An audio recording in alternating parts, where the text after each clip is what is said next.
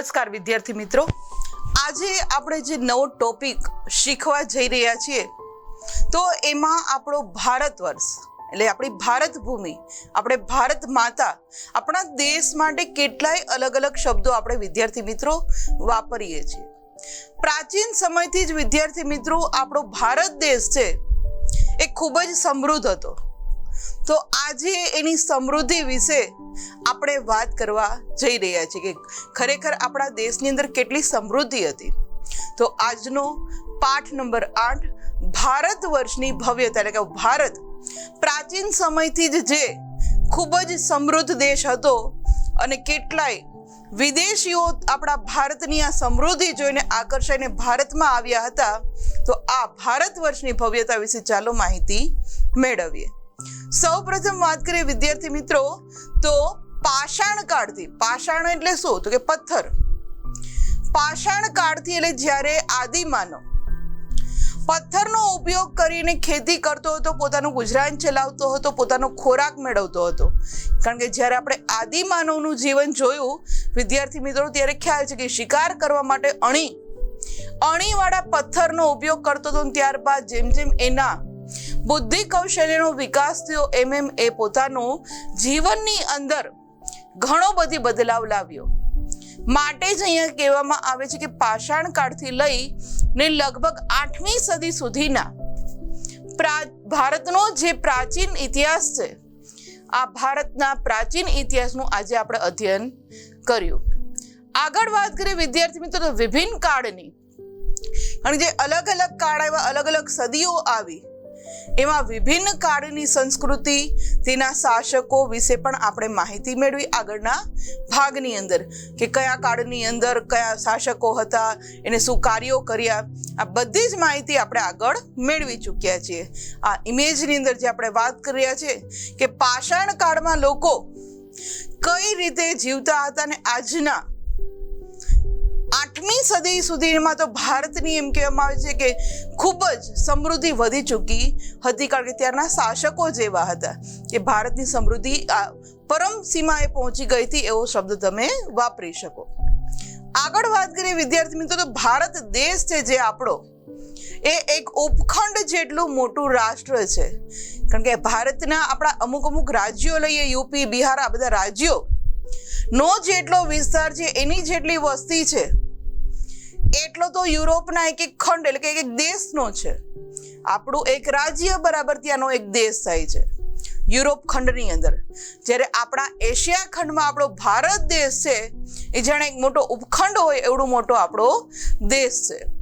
પ્રાચીન કાળથી અનેક જાતિ, પ્રજાતિઓ અને સમૂહો આ દેશની સમૃદ્ધિથી આકર્ષાઈને આપણા દેશની અંદર આવતા રહ્યા છે. કારણ કે આપણો ભારત દેશ છે એની સમૃદ્ધિ એટલી બધી હતી કે વિદેશી મુસાફરો છે એ પણ આપણા ભારતની સમૃદ્ધિ જોઈ અને ભારતની મુલાકાત માટે આવતા હતા.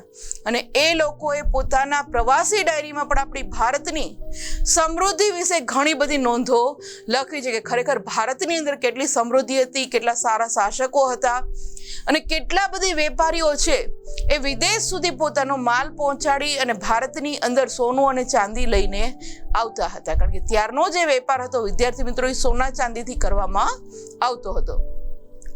આગળ વાત કરીએ વિદ્યાર્થી મિત્રો આ ઇમેજની અંદર જે આપણે વાત કરી છે પાષાણ કાળના એ આપણે જોઈ શકીએ છીએ.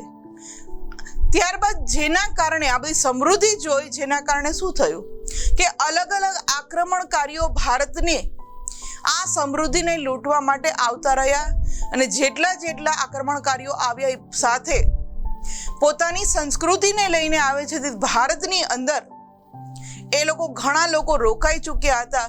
એટલે ભારતીય સંસ્કૃતિમાં વિવિધતાનો સંગમ સ્થપાયો છે. કારણ કે સૌ પ્રથમ 8મી સદીમાં વાત કરીએ વિદ્યાર્થી મિત્રો તો ત્યારે અરબ દેશમાંથી આક્રમણ થયું હતું. ત્યારબાદ સતત અલગ અલગ મુસ્લિમ આક્રમણકારીઓએ ભારતની અંદર આક્રમણ કર્યા, ભારતને લૂંટ્યું, ફરી ભારત બેઠું થયું.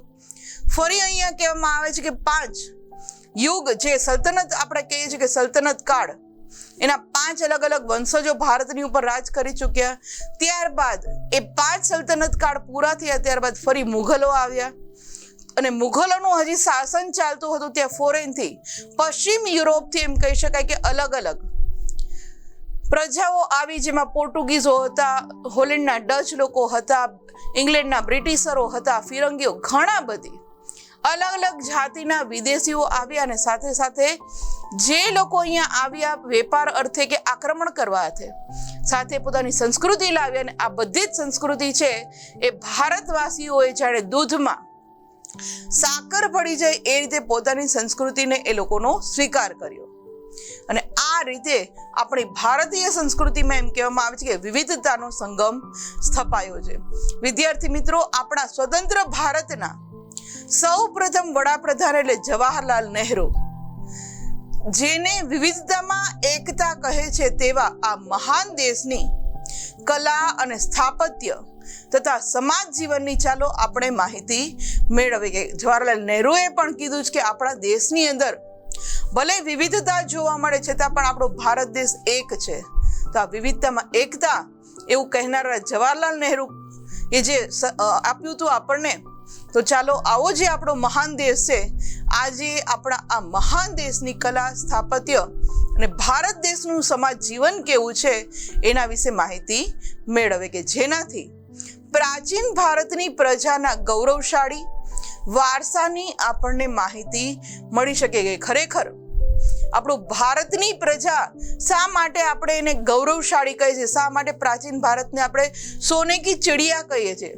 તો ચાલો એના વિશે માહિતી મેળવ્યા. ઇમેજમાં ભારતની અંદર જે વિવિધતામાં એકતા છે એ આપણે જોઈ શકીએ છીએ. કારણ કે ભારતના ચારેય દિશાઓમાં અલગ અલગ રાજ્યોમાં કોઈ પણ રાજ્યમાં આપણને સામ્યતા જોવા નથી મળતી. ભાષાથી લઈ પહેરવેશ, ખોરાક બધું જ અલગ છે, છતાં પણ દરેક હિન્દુસ્તાનીના મનમાં એક જ હોય છે કે અમે ભારતીયો છીએ. તો ચાલો હવે મહાન ભારત વિશે આગળ માહિતી મેળવીએ.